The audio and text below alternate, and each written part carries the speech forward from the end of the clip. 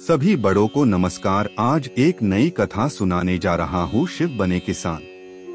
बहुत पुराने दिनों की बात है। एक गांव में शिवराम नामक एक आदमी अपनी पत्नी के साथ रहा करता था। वैसे तो शिवराम एक किसान था, लेकिन उस साल उस गांव में बारिश न होने के कारण सभी किसान की फसलें सूख गई थी, जिस कारण से खेत में फसल उगाने के लिए कोई साधन नहीं था। इस कारण से उनके जिंदगी काफी हताश और निराश चल रही थी। लेकिन उनके पास एक हाथ से चलाने वाला ठेला था, जिसको वह दूसरों की सामान को ढोने के लिए उपयोग करता था। वही ठेला से उसका घर का खर्चा चल रहा था। शिवराम की पत्नी का नाम गंगा थी। वह एक बहुत ज्यादा भक्ति में लीन रहने वाली औरत थी और हमेशा भगवान शिव, भगवान ब्रह्मा तथा अन्य प्रकार के भगवानों को हमेशा याद करती रहती थी। वह हमेशा जब भी खाना बनाया करते थे तो 2 रोटी भगवान शिव के लिए तथा 2 रोटी भगवान ब्रह्मा के लिए अपने बनाए गए खानों में से निकालकर भगवान को भोग चढ़ाया कर वह गौ माता को खिला दिया कर दी थी। यह देखकर उसका पति मतलब कि शिवराम बहुत ज्यादा नाराज हो गया था। उन्होंने कहा कि तुम इस तरह से अनाज बर्बाद करोगे तो मैं किस तरह घर चला लूंगा। तभी उनके पत्नी कहती है कि मैं अनाज बर्बाद नहीं कर रही हूँ, बस अपने कमाए गए और बनाए खाने से कुछ भगवान के लिए भी निकाल दिया करती हूँ। क्योंकि हमारे पास जो अभी कमाई का जरिया है या जो कमाई आ रहा है वह तो सभी भगवान की ही देन है, और उसमें से हम अगर भगवान के लिए थोड़ा धन निकाल मिले तो उसमें क्या दिक्कत होने वाली है। अगर भगवान हमें इतना कुछ दे रहा है तो हमें भगवान के लिए इतना कुछ करने के लिए भी क्या सोचना पड़ेगा। अगर बाद में हमारे काम नहीं चलेंगे और हमारे घर में खाना नहीं बनेगा तो भगवान भी भूखे रहेंगे। तभी तुम्हें पता चलेगा कि बहुत क्या चीज होती है और भगवान हमेशा हम लोगों को मदद करना रहेगा। पत्नी की बातें सुनकर शिवराम की आंखें खुल गई। उन्होंने कहा कि तुम बिल्कुल सही बोल रही हो। मेरे पास जितना भी है, हमारे पास जितना भी है, खाने पीने के लिए सभी तो भगवान की ही देन है। क्योंकि अगर भगवान हमें काम नहीं देगा तो हम इसी तरह से भूखे ही रहेंगे। तुम हर रोज भगवान के लिए थोड़ा समय खाना निकालकर बहुत लगाकर खिलाया करो गौमाता को। ऐसे हमारा लाभ भी बढ़ेगा और भगवान सद्बुद्धि भी देगा। शिवराम की पत्नी गंगा कहती है कि आप भी भगवान शिव की आराधना और उनका ध्यान किया करो, इससे हमारी कमाई का जरिया ज्यादा हो जाएगी। उन्होंने अगले दिन ठीक वैसा ही किया। भगवान का ध्यान करके घर से निकला और मुझे उस दिन बहुत ज्यादा की कमाई हुई थी। वह बहुत खुश था। शाम को जैसे ही घर आया, अपनी पत्नी गंगा से कहती है कि आज मेरा कमाई बहुत ज्यादा हुआ है और इस कारण से मुझे बहुत ज्यादा पैसे की बरसात हुई है। तभी उनकी पत्नी खुश होकर कहती है कि यह तो भगवान की देन है। आज आपने भगवान को दिल से याद किया है और भगवान शिव हमारे साथ हमेशा ऐसा ही करेंगे आगे तक। वह उन पैसों को अपने राशन के लिए उपयोग किया और जब थोड़ा पैसा बच गया तो उनकी पत्नी बोली कि हम कुछ पैसा भगवान के चरणों में होने समर्पित कर देते हैं।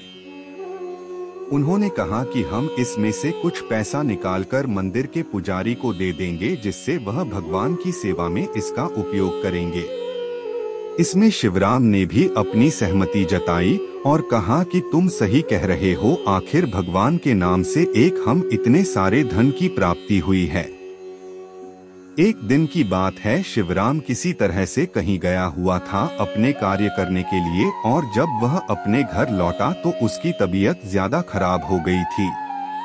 उनकी पत्नी गंगा जब उसके सर पर हाथ फेरा तो देखा कि उन्हें बहुत ज्यादा बुखार है और उन्हें तुम्हारी की जरूरत है।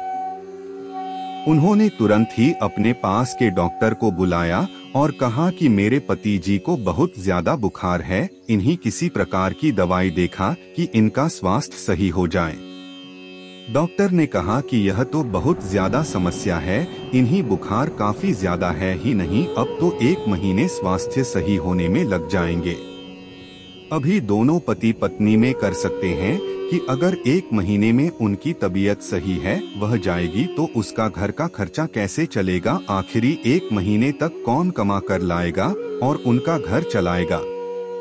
क्योंकि उस साल भी बारिश नहीं हुई थी और उनके खेत में अभी तक सूखा ही था, इस कारण से फसल भी नहीं हुई है और तबीयत खराब होने के कारण वह मार्केट भी ठेला लेकर नहीं जा सकता था। ऐसे में उसका रहन सहन बहुत मुश्किल होने लगा था। 10 दिन बीत जाने के बाद उन्होंने देखा कि उनका तबीयत थोड़ा थोड़ा सही हो रहा है, लेकिन फिर भी अभी तक हुआ चलने की हालत में मिली तो उन्होंने सोचा कि मेरी तो खेत भी सही नहीं चल रही है और हमें बाहर जाने का रास्ता नजर नहीं आ रहा है, क्योंकि मेरी तबीयत खराब है, पता नहीं आगे की जिंदगी कैसी चलेगी।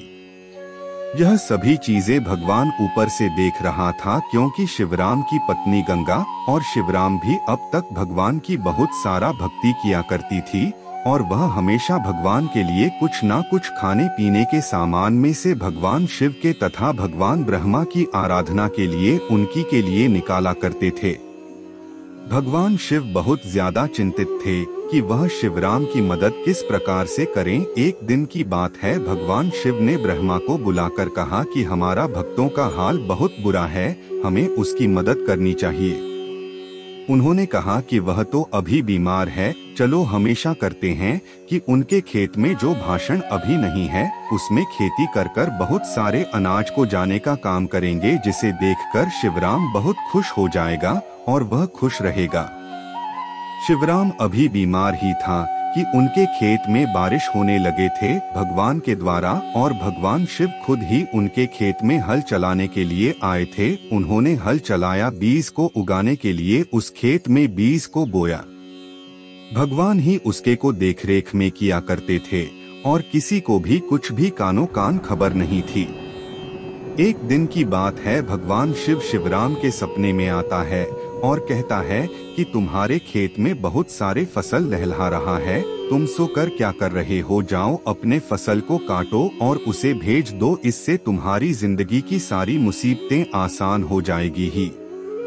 इतना सुनते ही शिवराम की आंखें खुल गई और वह सपना टूट गया। उन्होंने सोचा कि भगवान शिव खुद ही आकर अगर ऐसा कह रहे हैं तो हो सकता है कि हमारे बंजर खेत में बहुत सारी फसल हो सकते हैं। उन्होंने सुबह होने का इंतजार किया और दूसरे ही दिन अपने खेत पर गया तो देखा कि बहुत सारा फसल उसके खेत में बहुत ज्यादा मात्रा में उपजाऊ हुआ है। अब शिवराम और उसकी पत्नी गंगा दोनों फसल की कटाई करते हैं और उन्हें मार्केट में अच्छी कीमत में जाकर बेच देते हैं। इससे उन्हें काफी ज्यादा पैसे मिल जाते हैं और बहुत ज्यादा धन की प्राप्ति हो जाती है। ऐसा कई बार करने वालों ने बहुत ज्यादा धन की प्राप्ति हो जाती है और गांव में वह सबसे अच्छे और अमीर हो जाते हैं। उन्होंने साफ मन से भगवान की आराधना की और कहा कि भगवान, मैं आपका शुक्रिया किस प्रकार अदा करूंगा कि आपने मुझे इतनी ज्यादा धनराशि तथा फल सब्जियां से नवाजा है। मेरे खेत में जहां पर एक भी दान या एक भी पौधा नहीं बचता था, उस खेत में आपके द्वारा बहुत सारे फसल अब लगने लगे हैं। ऐसे में हमें आपका शुक्रिया किस प्रकार अदा करूं, मुझे समझ में नहीं आ रहा है।